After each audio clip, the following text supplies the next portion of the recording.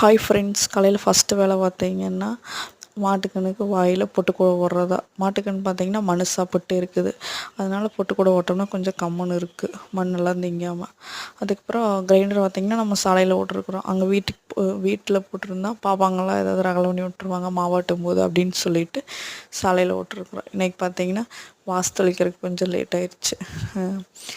எல்லாம் சிவானி ஸ்கூலுக்கு கிளம்புனதுக்கப்புறம் தான் பார்த்திங்கன்னா வாசல் தொளிச்சிட்ருக்குறேன். சாணி காலையில் எடுத்து வைக்காம விட்டுட்டேன், அதனால் மத்தியானம் எடுத்து வச்சு எல்லாம் களமெல்லாம் கசகசன்னு இருக்குது அப்படின்னு சொல்லிட்டு தொளிச்சிட்ருக்குறேன்.